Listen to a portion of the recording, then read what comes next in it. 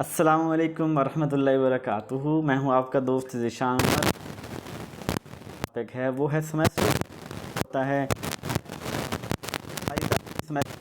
Semester system से हम वाकिफ़ हैं, फिर भी मैंने कहा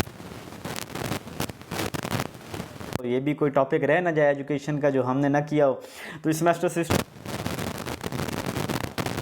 तो बेहतर है। सेमेस्टर सिस्टम को डिफ़ाइन करें तो ये कैसे टर्म है in which academic year divided into 6 month period for academic annual base पे एग्ज़ाम हुआ करते थे, फिर वो सालाना तोड़ के दो हिस्सों के अंदर तकसीम कर दिया गया, यानी एकेडमिक ईयर्स को डिवाइड कर दिया गया 6 मंथ के दो पीरियड्स के अंदर, उसे हम सेमेस्टर सिस्टम कहते हैं। और अब इसके क्या फ़ायदे होते हैं, इसके एडवांटेज में ये है कि इसके लर्निंग प्रोसेस जो है इससे बहुत एक्सेलरेट होता है। यानी जो सेमेस्टर सिस्टम में एनुअल सिस्टम में होता है ना कि आपको इनरोलमेंट पेपर होंगे, दरमियान में कोई टेंशन कोई नहीं है आप लोगों को, और आप चाहें तो आखिरी एक महीने किताबें उठा के पढ़ लें,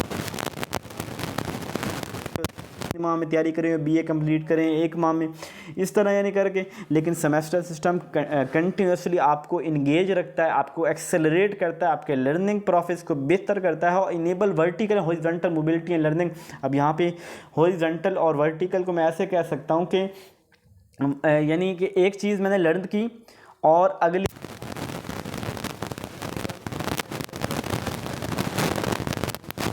एक एक्सपेंड करते गए, उसके एक्सपेंड ऐसे ऐसे ऐसे, यानी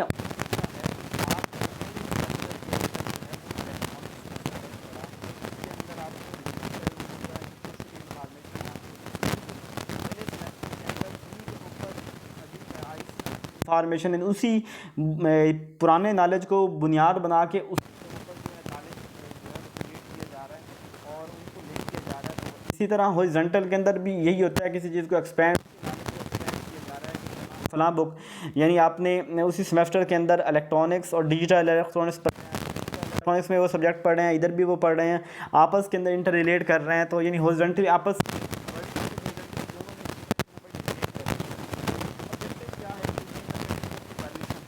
वो कैसे आप सेमेस्टर सिस्टम में पढ़े होंगे, जाते साथ ही जी थोड़ा सा पढ़ा, फिर जी क्विज़ हो गया, फिर जी मिड टर्म आ गया, फिर क्विज़ हो गया, असाइनमेंटें आ गई, प्रेजेंटेशन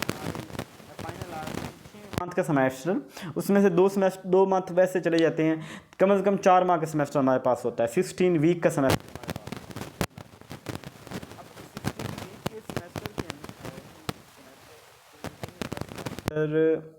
हाँ शायद 32 वीक का होता है, आई थिंक 32 वीक का, और 16 वीक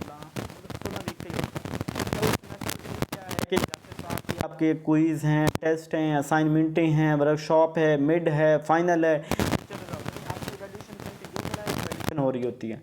इसके अंदर स्टूडेंट की एनर्जी जो है ना वो रिड्यूस हो जाती है। वो कैसे, थोड़ा सा पढ़ा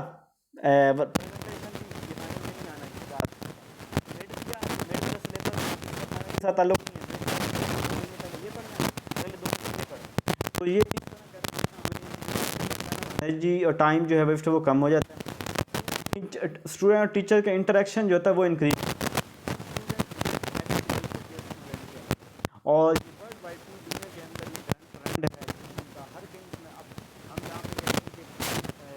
एनुअल सिस्टम ले रहे हैं इंजीनियरिंग के अंदर, और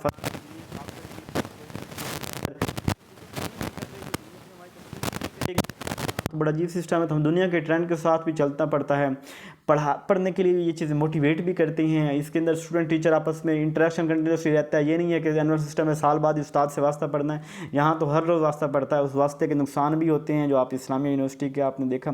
खैर एडवांटेजेस क्या हैं, helps in continuous assessment evaluation हो रही होती है, फीडबैक मिल रहा होता है। इसके अलावा बर्डन, एक सेमेस्टर के अंदर हम 5-6 सब्जेक्ट पढ़ रहे हैं, अगले सेमेस्टर 5-6 सब्जेक्ट फिर इकट्ठे पढ़ रहे हैं। अगर यही 12 सब्जेक्ट एक साल के अंदर पढ़ने होते तो बड़ा मुश्किल। इसके अलावा ये इंटरनेशनल स्टैंडर्ड के अकॉर्डिंग भी है, इंटरनेशनल जैसे दुनिया। इसके डिसएडवांटेज ये हैं, एक तो 6 मंथ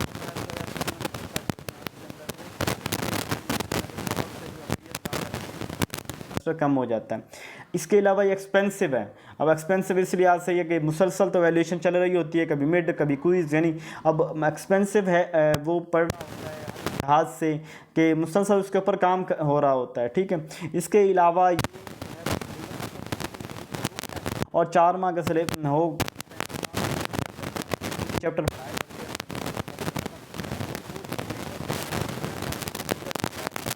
इसके अलावा स्टूडेंट को बड़ी सेल्फ स्टडी करनी पड़ती है। इसके अंदर ये बर्डन भी तो है ना कि अब उस्ताद के मिसाल के तौर पर जो लोग कॉलेजों में पढ़ रहे हैं, यूनिवर्सिटी ने कोर्स आउटलाइन दे दी कॉलेज को, अब कॉलेज के अंदर सेमेस्टर स्टार्ट हुआ, छुट्टियों की वजह से पूरा कंटेंट सारे पढ़े हुआ ना, इसके स्टूडेंट को फिर सेल्फ स्टडी करना पड़ता करता रहे, इधर क्विज ले रहा है, इधर से असाइनमेंट ले रहा है, इधर से